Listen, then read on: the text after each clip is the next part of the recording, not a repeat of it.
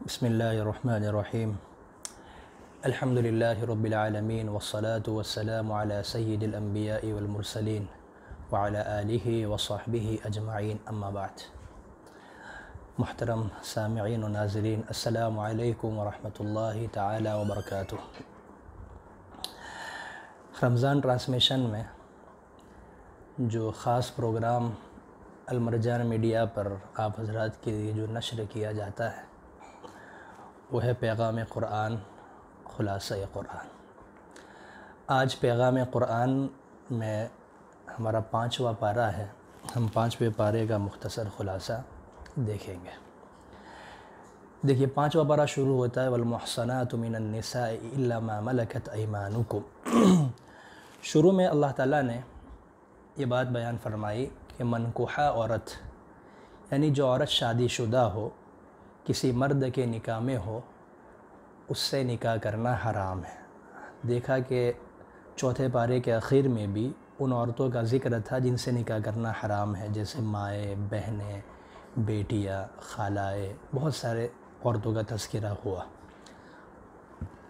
5ویں پارے کے شروع میں ایک اور چیز کو بیان کیا گیا کہ جو عورتیں کسی مرد کے نکاح میں ہیں ان سے نکاح ہونے کی حالت میں نکاح کرنا جائز نہیں ہے، حرام ہے، جب تک وہ قانونی طریقے سے اس مرد کے نکاح سے الگ نہ ہو جائے۔ مرد اس کو طلاق دے دے، اس کے بعد عدت گزر جائے، یا مرد کا انتقال ہو جائے، اس کے بعد اس کی عدت گزار لے، تب جا کے اس عورت کے لیے دوسرے کے نکاح میں جانا درست ہے۔ دیکھیں دنیا کی بعض قوموں میں چند شوہری کا تصور موجود تھا۔ خود عرب کے اندر ایک عورت کے چند شوہر ہو سکتے ہیں۔ سیدنا عائشہ صدیقہ رضی اللہ تعالی عنہا کی روایت صحیح بخاری میں موجود ہے۔ آگے اللہ تعالیٰ نے ارشاد فرمایا کہ مہر کی ادائیگی کرو، اور مہر کی ادائیگی میں کمی کوتاہی نہ کرو، مکمل اس کو ادا کر لیا کرو۔ پھر فرمایا کہ اللہ تعالیٰ نے انسان کے اندر خواہشات رکھی ہے، تو اب اس خواہشات کو جو پورا کرنے کا راستہ اور طریقہ بھی اللہ تعالیٰ نے حلال طریقہ بتلایا ہے، اور وہ ہے نکاح کرنا۔ تو نکاح یعنی حلال طریقے سے اپنے خواہشات کو پورا کرو، حرام طریقے سے خواہشات کو پورا نہ کرو۔ آگے اللہ تعالیٰ نے فرمایا یا ایھا الذین آمنوا لا تأکلوا اموالکم بینکم بالباطل۔ اے مسلمانوں، اے ایمان والو، آپس میں ایک دوسرے کا مال ناحق طریقے سے نہ کھاؤ۔ ناحق طریقے میں وہ ساری شکلیں صورتیں داخل ہے جن کو قرآن و حدیث میں منع کیا گیا ہے۔ پھر فرمایا لا تقتلوا انفسکم، اپنے آپ کا قتل نہ کرو۔ دیکھیے اس میں 2 صورتیں داخل ہے اپنے آپ کا قتل کرنے میں، کہ کسی اور کو قتل نہ کرو، اس لیے کہ کسی اور کو قتل کرنے کی وجہ سے خود قاتل کو قصاصاً قتل کیا جائے گا، تو یہ بھی ہو گیا کہ کسی اور کو قتل کرنا گویا کہ اپنے آپ کو قتل کرنا۔ اور دوسرا اس میں خودکشی نہ کرو، سوسائڈ نہ کرو، اس سے بھی منع کیا گیا۔ یہ دونوں چیزیں، کسی کو قتل کرنا ناحق اور خود اپنے آپ کو ہلاک کرنا، خودکشی، سوسائڈ اٹیمپٹ کرنا، یہ سخت اور بدترین گناہ ہے اسلام میں۔ آگے فرمایا ان تجتنبوا کبائر ما تنہون، کہ اللہ تعالیٰ نے جن چیزوں سے منع کیا ہے ان میں جو بڑے گناہ ہیں ان سے اگر تم بچ گئے تو جو چھوٹے چھوٹے گناہ ہیں اللہ تعالیٰ ان کو معاف فرما دیں گے۔ تمہارے جو چھوٹے گناہ ہیں، بڑے گناہ سے بچنے کی وجہ سے اللہ تعالیٰ چھوٹے گناہوں کو معاف فرما دیں گے۔ آگے ولا تتمنوا ما فضل اللہ، آگے کچھ عورتوں کو یہ رشک ہوا کہ مرد حضرات جہاد میں جاتے ہیں اور ہمیں جہاد میں جانے کا حکم نہیں ہے، تو ہم اس سے محروم ہو جاتے ہیں اس فضیلت سے۔ تو اس موقع پر اللہ تعالیٰ نے آیت نازل فرمائی کہ تم اس طرح رشک اور حسد نہ کرو، کیونکہ اللہ تعالیٰ جو تمہارا خالق ہے وہ جانتا ہے کس کے اندر کیا صلاحیت ہے اور کس سے کیا ذمہ داری متعلق ہے، اللہ ہی جانتا ہے، اور اسی لحاظ سے اللہ تعالیٰ نے ذمہ داریوں کو تقسیم کیا ہے۔ آگے فرمایا الرجال قوامون علی النساء، یہ دیکھیے جو قانون معاشرت، جو ہمارے گھریلو زندگی ہے، جو ہماری عائلی زندگی ہے، اس کا ایک بنیادی اصول ہے کہ اللہ تعالیٰ نے مردوں کو خاندان کا ذمہ دار، سربراہ اور صدر بنایا ہے۔ اب دیکھیے کہ خاندان کی بنیاد اسی پر ہوگی کہ اس کا سربراہ اور ذمہ دار مرد رہے گا، اسی حیثیت سے اس کی ذمہ داریاں ہوگی اور اسی حیثیت سے اس کے اختیارات ہوں گے۔ لہذا خاندان کی حفاظت کرنا، اس کی تعلیم و تربیت کرنا، اسی طرح اس کی ضروریات کی کفالت کرنا، اپنے گھر والوں کی ضروریات کو پورا کرنا، تو یہ گویا کہ جو ساری کی ساری ذمہ داریاں ہے یہ صدر اور سربراہ ہونے کی وجہ سے اللہ تعالیٰ نے مرد سے متعلق رکھی ہے۔ تربیت کرنا، تعلیم کا خرچ اٹھانا، اسی طرح زندگی کے اور جو اخراجات ہیں، ضروریات ہیں، اس کی کفالت کرنا اور اپنے گھر والوں کی نگرانی کرنا، نگہداشت کرنا، یہ ساری کی ساری ذمہ داریاں سربراہ ہونے کے ناطے اللہ تعالیٰ نے مرد سے متعلق کی ہے، وہ اس کا ذمہ دار ہے۔ پھر آگے اللہ تعالیٰ نے نیک بیوی کے دو صفت بیان کی کہ نیک بیوی وہ ہے جو جائز کاموں میں، یعنی شوہر اگر کسی ایسی کام کا حکم دے جو جائز ہے، ناجائز نہیں، جو جائز کاموں میں اپنے شوہر کی فرما برداری کرے، اطاعت کرے۔ اور دوسری صفت یہ بیان کی کہ شوہر کے مال کی، شوہر کی اولاد کی اور شوہر کی غیر موجودگی میں، غیر حاضری میں خود اپنے عزت کی حفاظت کرے۔ تو ان سب چیزوں کی حفاظت کرنے والی اور شوہر کی فرما بردار، یہ دو چیزیں عورتوں کی اللہ تعالیٰ نے بیان کی، دو وصف بیان کیے کہ ایک نیک بیوی کے اندر یہ دو وصف ہونے چاہیے۔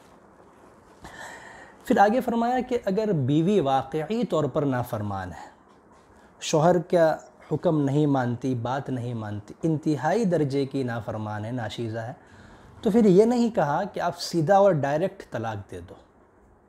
دیکھیے اگر کوئی بندہ سیدھا طلاق دے دے گا تو طلاق تو ہو جائے گی، لیکن شریعت نے اس کا ایک پروسیجر بتایا ہے کہ سٹیپ بائی سٹیپ آپ کو پہلے یہ کرنا چاہیے، پھر یہ کرنا چاہیے، پھر یہ آخری درجہ جب کوئی شکل نہ ہو، نبھاؤ کی کوئی گنجائش موجود نہ ہو، تب جا کے شریعت نے ایک مجبوری کے درجے میں طلاق کی اجازت دی ہے۔ تو اب یہاں اللہ تعالیٰ نے اس کے سٹیپ بیان کیے کہ دیکھیے اگر عورت نافرمان ہے، شوہر کی مان کر نہیں دیتی، شوہر کا حکم نہیں مانتی، تو اب کیا کرنا چاہیے؟ تو اب ایسا ہی نہیں کہ آپ ڈائریکٹ طلاق دے لیں، بلکہ ضروری ہے کہ اصلاح اور مفاہمت کے ذرائع استعمال کیے جائیں۔ اللہ تعالیٰ نے 3 طریقے اصلاح کے بتلائے۔ پہلے نمبر پر زبان سے آپ سمجھاؤ بجھاؤ، اس کو سمجھاؤ کہ ایسا نہیں کرنا چاہیے، یہ ہے۔ زبان سے آپ جتنا سمجھا سکتے ہو اچھی طرح اس کو سمجھانا بجھانا، معاملہ حل ہو جائے، ٹھیک ہے، کوئی مسئلہ نہیں۔ زبان سے سمجھانے سے معاملہ حل نہیں ہو رہا، عورت اپنے نشوز پر اور اپنی نافرمانی پر باقی اور دائم ہے، تو اب دوسرا حکم یہ ہے کہ وَاهْجُرُوهُنَّ فِي الْمَضَاجِعِ، اپنے بستر الگ الگ کر دو۔ بیڈ روم میں ہو تو عورت کا بستر الگ ہو جائے، مرد کا بستر الگ ہو جائے، کچھ دن اس کے ساتھ سونا چھوڑ دو۔ ہو سکتا ہے اس کی وجہ سے اس کو احساس ہو کہ میری غلطی ہے جس کی وجہ سے میرا شوہر میرے ساتھ اس طرح کا برتاؤ کر رہا ہے۔ پھر فرمایا کہ اس سے بھی کام نہ بنے، اس سے بھی عورت کو سمجھ نہ آئے، وَضْرِبُوهُنَّ، تو ہلکی سی پٹائی کرنے کی بھی اجازت ہے، لیکن 2 باتوں کی رعایت کرنا ضروری ہے۔ پہلے نمبر پر واقعتاً عورت کی کوئی غلطی ہو، شوہر اپنے دماغ میں غلطی سمجھ رہا ہے لیکن وہ شریعت میں اور حقیقت میں وہ غلطی ہے ہی نہیں، تو پھر اس صورت میں اجازت نہیں ہے۔ اور دوسرے نمبر پر جو مار ماری جائے وہ بہت معمولی سی ہو، ایسی نہ ہو کہ بدن پر ورم آ جائے، ایسی نہ ہو کہ جسم پر نشان ہو جائے، اور ایسی نہ ہو جس سے ایک اہانت آمیز مار معلوم ہو، اس کو اہانت کرنا مقصود ہو، اس کی تحقیر کرنا مقصود، ایسی مار کی بھی اجازت نہیں۔ اللہ کے رسول صلی اللہ علیہ وسلم نے اس کی تاکید فرمائی۔ اسی لیے حضرت عبداللہ ابن عباس رضی اللہ تعالیٰ عنہ کی روایت ہے کہ مسواک اور اس طرح کی چھوٹی چیز سے مارا کرو۔ آپ کو معلوم ہے کہ مسواک سے کیا لگے، تو اصل مارنا مقصود نہیں ہے، اصل اس کو احساس دلانا مقصود ہے کہ تم نے کوئی قصور کیا ہے جس کی بنا پر شوہر اس درجے تک پہنچنے پر مجبور ہے۔ تو یہ اسلام پر اعتراض کرنے کی چیز نہیں ہے کہ عورتوں کو مارنے کا حکم دیا، مارنا بھی بہت ساری شرائط اور قیود کے ساتھ مقید اور مشروط ہے، اس کا خیال رکھا جائے۔ آگے اللہ تعالیٰ نے فرمایا وَاعْبُدُوا اللَّهَ، اللہ کی عبادت کرو اور اس کے ساتھ کسی کو شریک نہ ٹھہراؤ۔ ماں باپ، رشتہ داروں، یتیموں، مسکینوں، قریب والے پڑوسی، دور والے پڑوسی، پاس میں بیٹھنے والا مسافر، ان کے ساتھ بہتر سلوک کرو۔ اللہ تعالیٰ اترانے والوں کو اور شیخی باز کو پسند نہیں فرماتے۔ اس کے بعد فرمایا ان اللہ لا یظلم مثقال ذرہ، اللہ تعالیٰ ذرہ برابر ظلم نہیں کرتے، اگر تم ایک نیک عمل کرو گے اللہ تعالیٰ اس کو کئی گنا بڑھا کر اس کا ثواب عطا کریں گے۔ پھر فرمایا لا تقربوا الصلاة وانتم سکارى، اس حالت میں نماز کے قریب نہ ہو، اس حالت میں نماز نہ پڑھو کہ تم نے شراب پی رکھی ہو۔ یہ شراب جب حرام نہیں ہوئی تھی اس سے پہلے کا حکم ہے، بعد میں اللہ تعالیٰ نے بتدریج شراب کو حرام کر دیا، اب یہ حکم نہیں ہے، اب ہر حال میں شراب پینا حرام ہے۔ پھر فرمایا کہ جب آدمی کو غسل کی ضرورت ہو تو جب تک غسل نہ کرے تب تک نماز نہ پڑھے۔ ظاہر بات ہے کہ نماز کے لیے پاک ہونا ضروری ہے، تو اگر کسی پر غسل واجب ہو گیا تھا تو جب تک اپنا غسل نہ اتارے تب تک وہ نماز نہیں پڑھ سکتا۔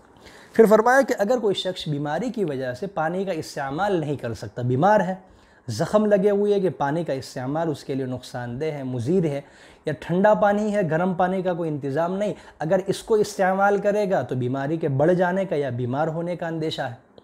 اور اسی طرح کوئی مسافر ہے اور اس کو پانی موجود نہیں ہے، پانی دستیاب نہیں ہے، تو ایسی صورت میں شریعت نے وضو کا الٹرنیٹ تیمم کو بتلایا ہے کہ اس صورت میں پاک زمین پر تیمم کر لے، یعنی ایک ہاتھ مارے اپنے چہرے پر پھیر لے اور دوسرے ہاتھ سے اپنے دونوں ہاتھوں کا مسح کرے تو یہ تیمم ہو جائے گا۔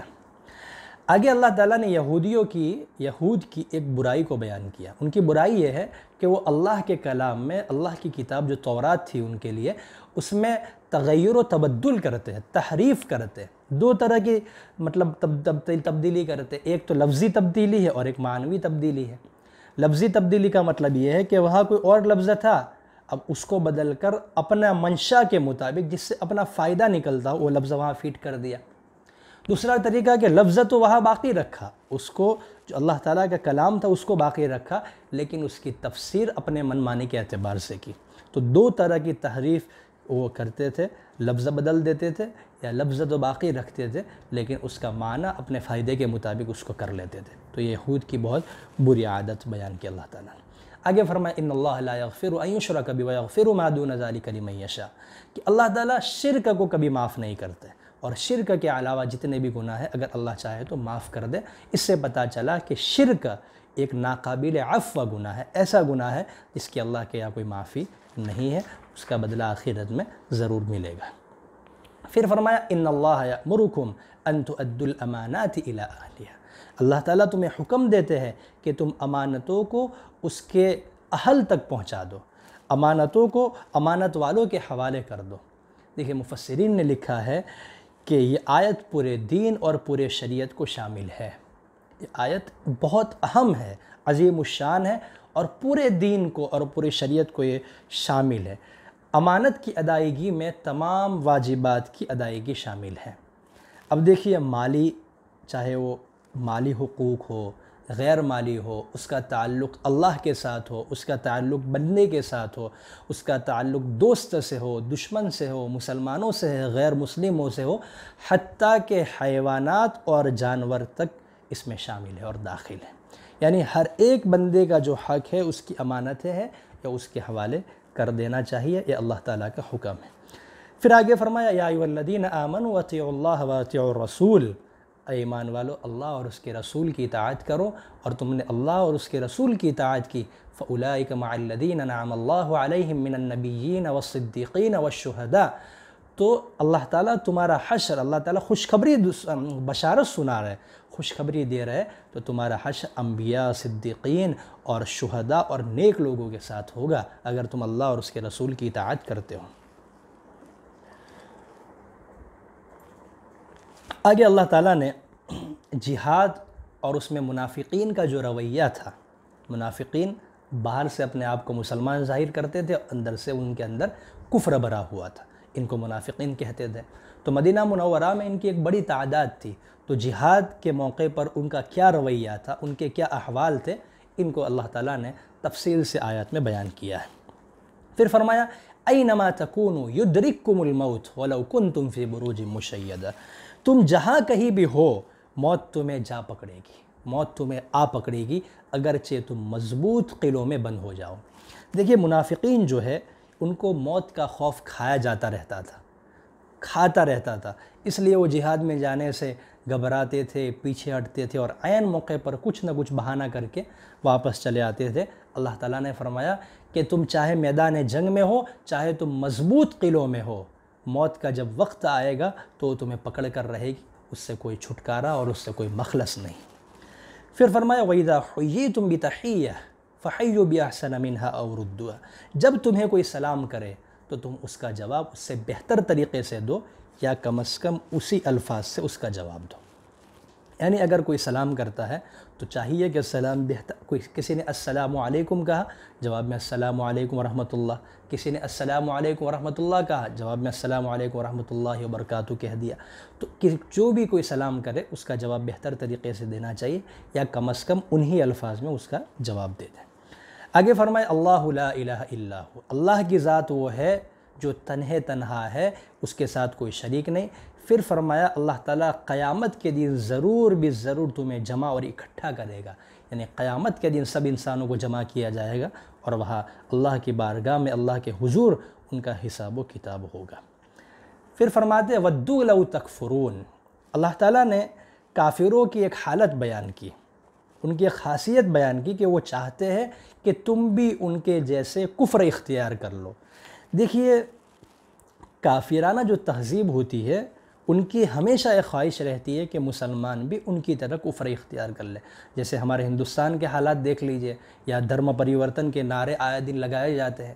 اسی طرح مغرب میں مغربی جو کلچر ہے وہ بھی چاہتے ہیں کہ مسلمان بھی مغربی کلچر کو اپنا لے اور اس کو اپنی زندگی میں لے آئے۔ یعنی کافرانہ تہذیب کی ہمیشہ سے یہ خواہش رہی ہے کہ مسلمان ان کے ساتھ رل مل جائے اور ان کے اندر جذب ہو جائے۔ تو اللہ کے رسول کے زمانے میں بھی کفار کی یہ خواہش تھی کہ یہ مسلمان ہمارے کفر میں آ جائے۔ اللہ تعالیٰ حفاظت فرمائے۔ آگے ہجرت کے سلسلے میں آیات ہیں، ہجرت کے بارے میں اللہ تعالیٰ نے چند آیات ارشاد فرمائی ہے۔ پھر قتل کے سزا کے بارے میں بھی آیات ہے کہ اگر کوئی کسی کو قتل کر دے تو اس کی کیا سزا ہے۔ پھر فرمایا کہ جب تم زمین میں سفر کرو وَإِذَا ضَرَبْتُمْ فِي الْأَرْضِ فَلَيْسَ عَلَيْكُمْ جُنَاحٌ أَن تَقْصُرُوا مِنَ الصَّلَاةِ، کہ جب تم زمین میں سفر کرو یعنی حالت سفر میں ہو تو تمہارے لیے کوئی حرج نہیں ہے کہ تم نماز میں قصر کرو۔ دیکھیے اگر کوئی بندہ شرعی سفر پر ہے، یعنی 77 یا 78 کلومیٹر کے سفر پر وہ سفر کر رہا ہے، تو جو 4 رکعت والی نمازیں ہیں وہ 2 رکعتیں ہو جاتی ہے، اسی کو قصر کہتے ہیں۔ چونکہ سفر کی وجہ سے بہت ساری رخصتیں اور بہت ساری رعایتیں اللہ کی طرف سے انسان کو دی گئی ہیں۔ آگے صلاۃ الخوف کا ذکر ہے، ایک خاص نماز ہے جو جنگ کے موقع پر اور خوف کی حالت میں پڑھی جاتی ہے اور اس کا پورا طریقہ بھی الگ ہوتا ہے۔ احادیث کی کتابوں میں تفصیل سے اس کے طریقے موجود ہیں۔ پھر فرمایا کہ وَمَن يَعْمَلْ سُوءًا أَوْ يُجْزَ بِهِ، کہ جو برا عمل کرے، او یظلم یعنی جو آدمی برا عمل کرے یا اپنے آپ پر ظلم کرے، کوئی غلط کام کر لیا یا کوئی ظلم کا کام کر لیا، پھر اللہ کی طرف رجوع ہو گیا، اللہ تعالیٰ سے معافی طلب کی، تو اللہ تعالیٰ بڑا معاف کرنے والا اور بڑا مہربان ہے، اللہ تعالیٰ اس کو معاف فرما دیتے ہیں۔ پھر فرمایا کہ آخرت کے جو فیصلے ہیں نا وہ تمہاری امیدوں اور آرزوؤں پر نہیں ہوں گے۔ آخرت کے فیصلے ہم یہ سمجھے کہ ہمارے ساتھ آخرت میں اچھا معاملہ ہو، تو امیدوں اور آرزوؤں پر آخرت کے فیصلے نہیں ہوں گے، آخرت کے فیصلے یہ اعمال پر ہوں گے۔ اس لیے صرف امیدیں اور آرزوئیں نہیں لگانی چاہیے، اس طرح کے اعمال بھی کرنے چاہیے۔ آگے فرمایا کہ اگر عورت کو اپنے شوہر سے زیادتی یا بے رخی کا اندیشہ ہو، عورت دیکھتی ہے کہ شوہر اس کی طرف توجہ نہیں دیتا، بے رخی اختیار کرتا ہے یا اس پر ظلم کرتا ہے، تو پھر عورت کو چاہیے کہ شوہر کے ساتھ صلح کر لے۔ صلح سے مراد یا خلا کرنا، یعنی کچھ مال دے کر شوہر سے طلاق لے لینا، یا شوہر کیا مطلب عورت کے لیے جو شوہر کے ذمہ مہر ہے اس کو معاف کر کے طلاق لینا۔ دیکھیے شریعت میں طلاق اور خلا یہ دونوں بہت ناپسندیدہ عمل ہے، جب تک انتہائی درجے کی ضرورت پیش نہ آ جائے تب تک اس کی اجازت نہیں ہے۔ پھر فرمایا کونوا قوامین بالقسط، اے ایمان والو انصاف قائم کرنے والے اور اللہ کے لیے گواہی دینے والے بنو، چاہے وہ گواہی اپنے آپ کے خلاف، اپنے ماں باپ کے خلاف یا اپنے رشتہ داروں کے خلاف ہی کیوں نہ ہو۔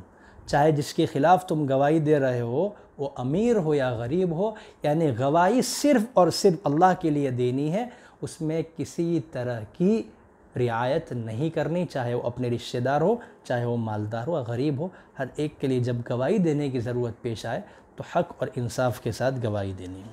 اخیر میں منافقین کے بارے میں فرمایا کہ ان لوگوں کو صرف مقصد جو ہے یہ دنیاوی مفادات سے ہے، دنیاوی فوائد سے ہے، ان کا آخرت سے کوئی تعلق نہیں۔ وہ چاہتے ہیں کہ دنیا میں ہمیں کچھ نہ کچھ مل جائے، اسی لیے جب مسلمان جنگ جیت کر آتے ہیں اور جو غنیمت آتی ہے تو اپنے آپ کو مسلمان ظاہر کرتے ہیں، اور جب جنگ میں جانے کا موقع آتا ہے تو پھر کسی عذر اور بہانے سے وہ گھر بیٹھ جاتے ہیں۔ پھر فرمایا ان المنافقین فی الدرک الاسفل من النار۔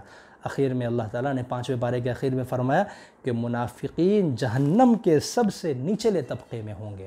اللہ تعالیٰ نے ان کے لیے سخت سزا کا اعلان فرما دیا۔ محترم سامعین و ناظرین، یہ 5ویں پارے کا مختصر خلاصہ پیش کیا گیا۔ اللہ تعالیٰ جو صحیح باتیں کہی گئی اس پر عمل کرنے کی توفیق عطا فرمائے، اور اگر کوئی غلطی ہو گئی اس سے معاف فرمائے۔ والسلام علیکم ورحمۃ اللہ تعالی وبرکاتہ۔